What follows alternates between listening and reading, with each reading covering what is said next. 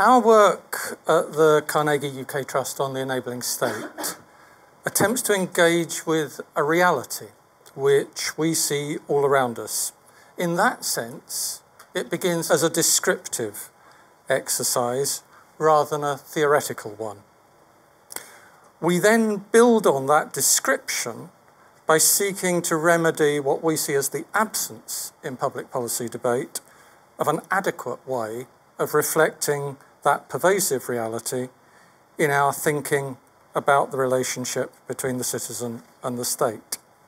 Before I go further in explaining our thinking, let me pause for a moment and invite you to have at the back of your minds a political preoccupation of our time, the rise of political groupings and individuals who seek political success by appealing to an anti-politics mood. This source of consternation and puzzlement to established political parties is often attributed to a sense that our political class is out of touch with the realities of the lives of many people. The alert among you will have noticed repetition of a key word in what I've said so far, a repetition between the assertion that there's a failure to take account of reality in my description of what our work on the Enabling State aims to address, and the common charge that mainstream politicians are out of touch with reality as experienced by many people. You will therefore already be ahead of me by anticipating the thought that failure to build an important reality into our public policy thinking has as one of its effects a growing alienation of citizens from conventional politics. In other words, this set of issues plays out in the sharpness of immediate political trends, just as it does in the often leisurely seeming world of public policy debate. So what is this reality? Do you think of yourself as having the primary responsibility for your own health? Do you manage what you eat and drink, or engage in some form of activity for exercise, or self-medicate when you feel ill? If you've got children, do you think that you have the primary responsibility for their development towards being successful adults? Do you buy them educational toys and software? Do you take them on visits to expand their experience and knowledge of the world? Do you teach them mental and physical skills through shared activities? If your answer's yes to any of these questions, or even if your response is that my questions about eating and drinking and exercise reflect nannying preoccupations that you don't share, aren't you demonstrating a preference for autonomy in relation to central parts of your lives? And aren't you exercising that autonomy in precisely the areas of life in which our public policy debate emphasises the importance of the contribution of the state? Of course, there's not a contradiction here. I'm not accusing you of inconsistency. You aren't rejecting the idea that the NHS may, if you're unlucky, play an important part in your health, or that schools are very likely to have an important role in children's development. But often you are, through your behaviours, giving expression to a preference for maximising autonomy in your own life. You're also reflecting the view that public services are one part of the mix of things that contribute towards the way you wish to live, rather than the view that you are a bit player in the design and delivery of public services. This reality about how many of us behave as individuals is perhaps considered too mundane to be worthy of comment or reflection, although our assumptions about it certainly underpin contemporary debates about welfare and health. When we look at similar behaviours scaled up to the level of community activity, however, we get some interesting differences in the way those behaviours are regarded and discussed. So our work, Carnegie's work on the enabling state, can be regarded as a journey of 7 stages. The first stage was to set out our core hypothesis, and this can be summarised in 3 propositions. First, that a preference for maximising control over our own lives, for agency in relation to the pursuit of our own well-being, is an important force in society and one which is manifesting itself on an increasing scale.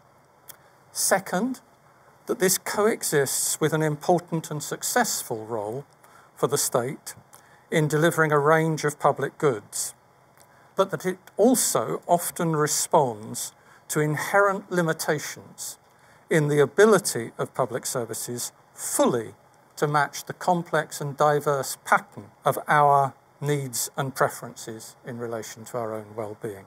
And third, that there's a need for some redefinition of the relationship between the citizen and the state to accommodate the first 2 propositions. And that the redefinition requires the state to explore further the potential value of its role as an enabling force.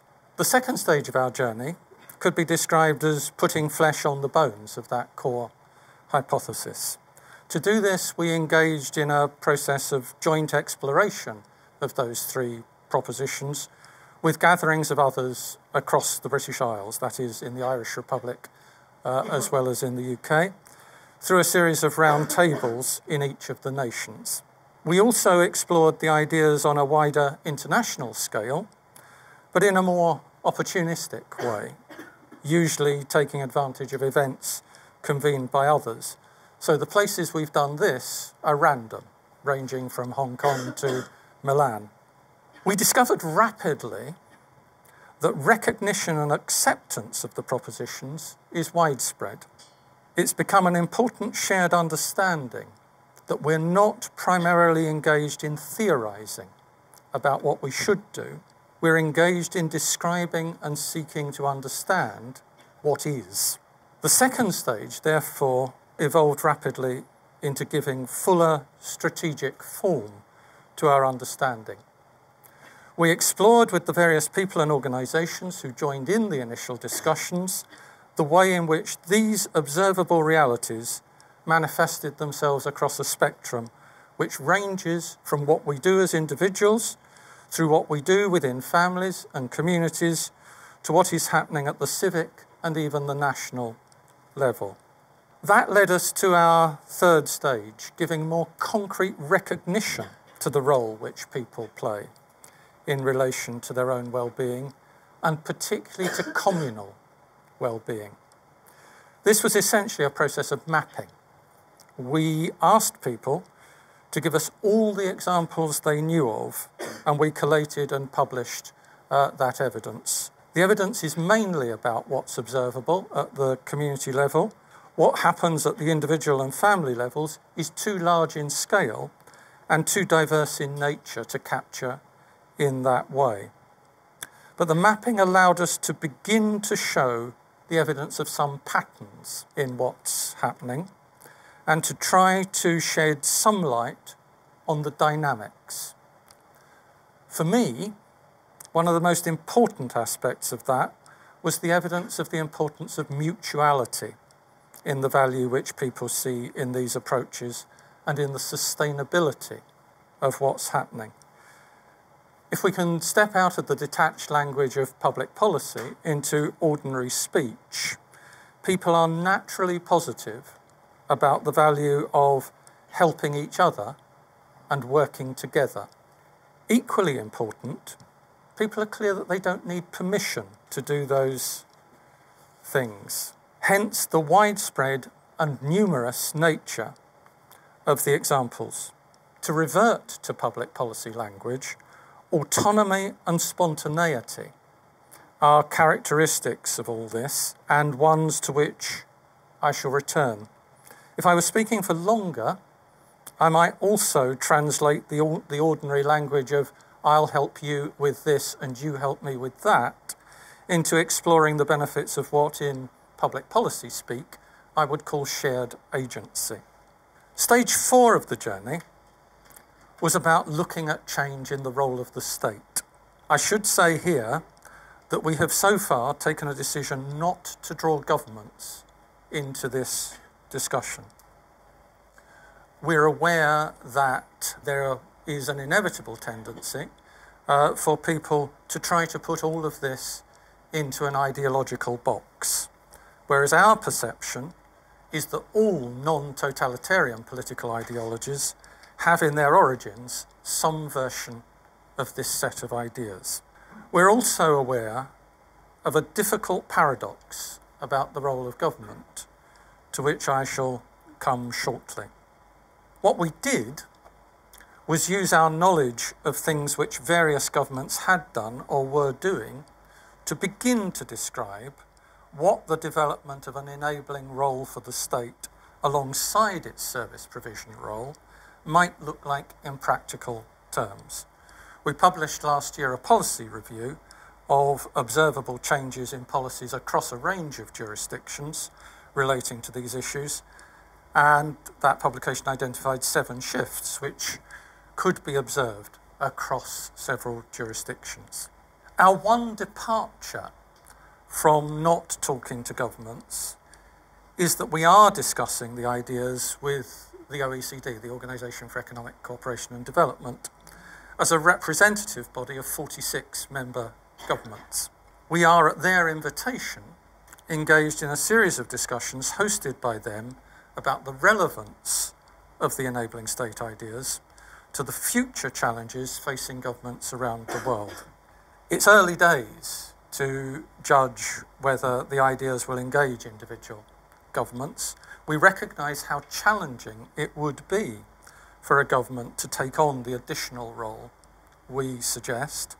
Not challenging financially, as is the current preoccupation in relation to much public policy proposition, but challenging culturally and behaviourally, which is harder. You may have heard Sir Hector Sants on the radio this morning arguing in another context that cultural change is always an intergenerational process, although personally I find that a bit pessimistic. Stage 5 of the journey is to look at the relationship between what we can see that people are doing and what we can see governments are doing, and to address the question, is anything else needed?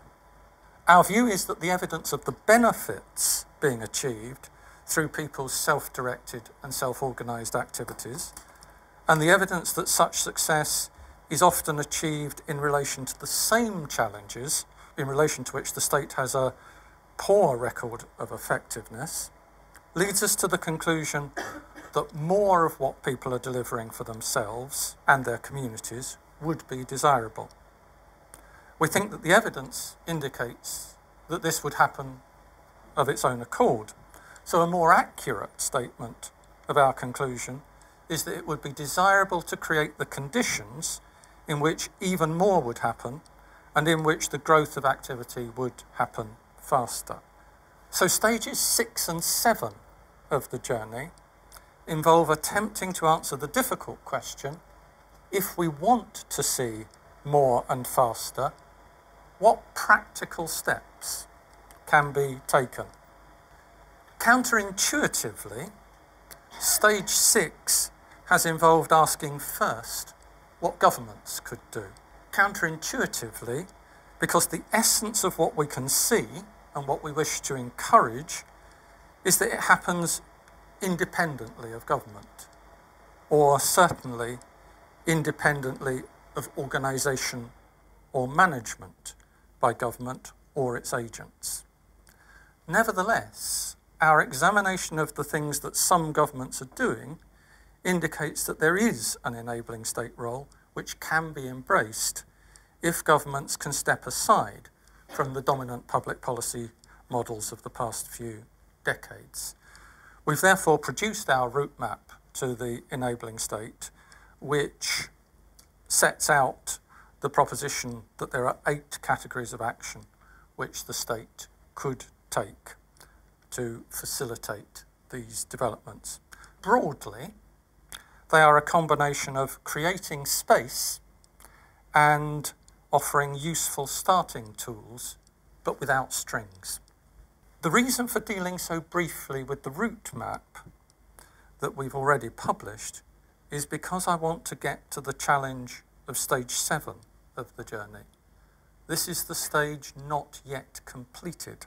It centres on our unresolved question: what place is there in this dynamic for contributors other than self-organising people on the one hand and an enabling government on the other?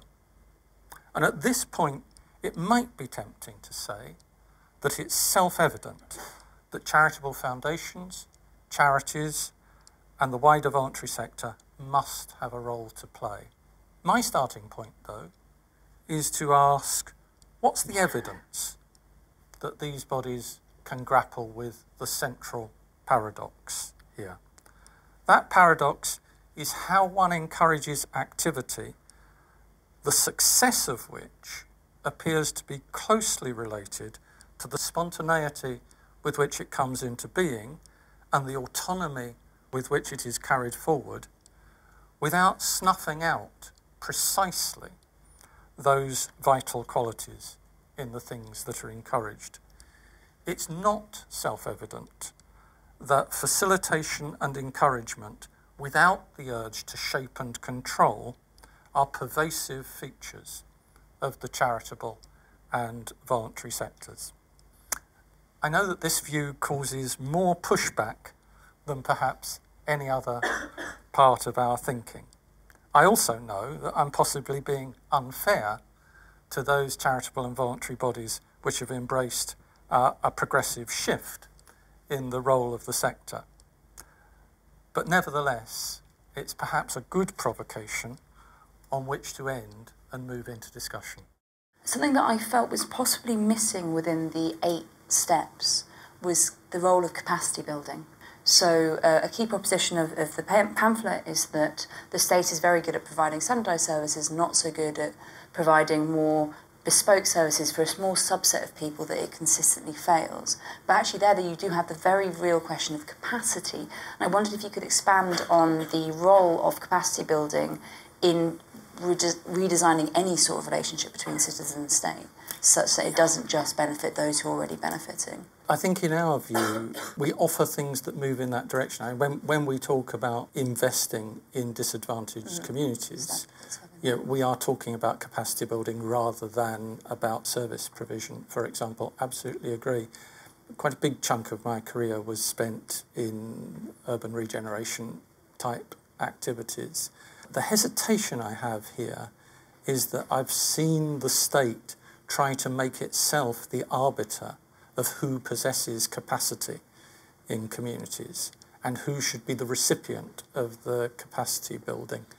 And I worry about the contrast between the organic nature of the way roles emerge in many very successful community organisations and that kind of approach. It easily spills over into a language you sometimes hear that we should just find the natural leaders in these communities and help them to be stronger leaders, which in my experience usually means let's detach the natural leaders from the communities of which they're part.